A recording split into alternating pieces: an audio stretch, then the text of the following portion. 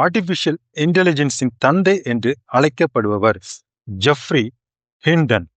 இவர் சமீபத்தில் ஒரு பேட்டியில் எச்சரிக்கை செய்தியினை வெளியிட்டார். அவரது கூற்றின்படி மிக விரைவில் ஆர்டிபிஷியல் இன்டெலிஜென்ஸ் தனக்கென ஒரு மொழியினை உருவாக்கும். அதனை மனிதர்களால் புரிந்து கொள்ளவோ ஆர்டிபிஷியல் இன்டெலிஜென்ஸை கட்டுப்படுத்தவோ முடியாத சூழ்நிலை உருவாகும் என்று. ஆனால் வேதாகமம் இதனை முன்பே அறிவித்து உள்ளது. ஒரே மொழியினால் மனிதன் பெருமைப்படும் பொழுது என்ன நடக்கும் என்பதை ஆதியாகமம் 11ஆம் அதிகாரத்தில் பாபேல் கோபுரம் காட்டுகின்றது. மேலும் வெளிப்படுத்துதல் 13ஆம் அதிகாரத்தில் மிருகத்தின் ஆட்சி எப்படி மனிதனை கட்டுப்படுத்தும் என்பதனை தெரிவிக்கின்றது. தற்பொழுது ஆர்டிபிஷியல் இன்டெலிஜென்ஸ் மனிதர்களோடு ஆங்கிலம், தமிழ், ஹிந்தி என பல மொழிகளில் உரையாடுகின்றது. அதனால் மனிதர்களால் ஆர்டிபிஷியல் இன்டெலிஜென்ஸை எளிதாக கண்காணிக்க, கட்டுப்படுத்த முடிகின்றது.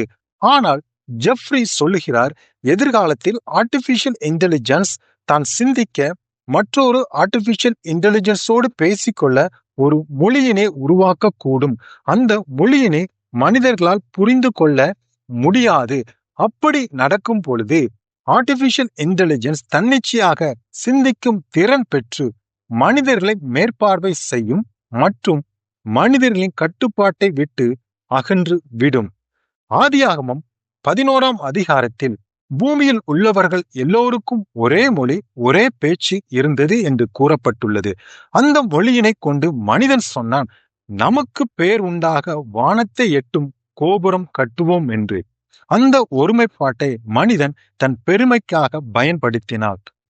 ஆனால் தேவன் அவர்களின் மொழியினை குழப்பி அந்த திட்டத்தினை நிறுத்திவிட்டார்.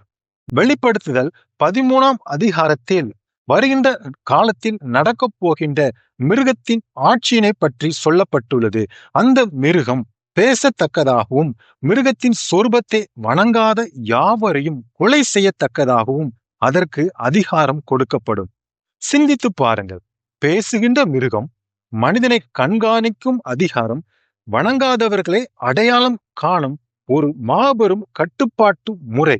இது ஆர்டிபிஷியல் இன்டெலிஜென்ஸ் மூலம் இயங்கக்கூடிய ரோபோக்களால் மட்டுமே இது முடியும். இந்த ஆர்டிபிஷியல் இன்டெலிஜென்ஸ் ரோபோக்கள் ஒருவருக்கு ஒருவர் ரகசியமாக பேசிக்கொண்டு மனிதர்களை கண்காணித்து யார் வணங்கவில்லை என்று அடையாளம் காணும் ஒரு அமைப்பை போல இருக்கிறது அல்லவா? ஏனென்றால் கடைசி காலத்தில் வரப்போகின்ற அந்தி கிறிஸ்து தன்னுடைய உருவத்தை ஆர்டிபிஷியல் இன்டெலிஜென்ஸ் மூலம் இயங்கக்கூடிய ரோபோக்கள் வடிவில் தான் உருவாக்க இயலும்.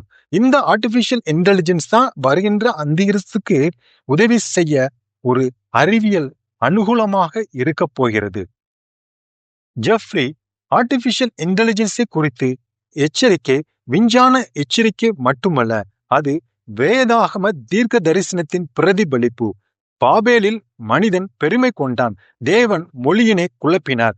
வெளிப்படுத்துதலின்படி மிருகத்தின் ஆட்சி வரும். அதற்கு உறுதுணையாக இருக்க போகிறது இந்த ஆர்டிபிஷியல் இன்டெலிஜென்ஸ். வெளிப்படுத்துதல் 14ஆம் அதிகாரத்தின்படி தேவனை நம்புகிறவர்கள் சோதிக்கப்படுவார்கள், ஆனாலும் அவர்கள் விசுவாசத்தின் மூலம் காத்து கொள்ளப்படுவார்கள்.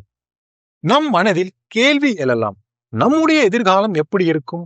நாம் ஆர்டிபிஷியல் இன்டெலிஜென்ஸை நம்பி வாழ வேண்டுமா அல்லது நம்முடைய தேவனை சார்ந்து வாழ வேண்டுமா?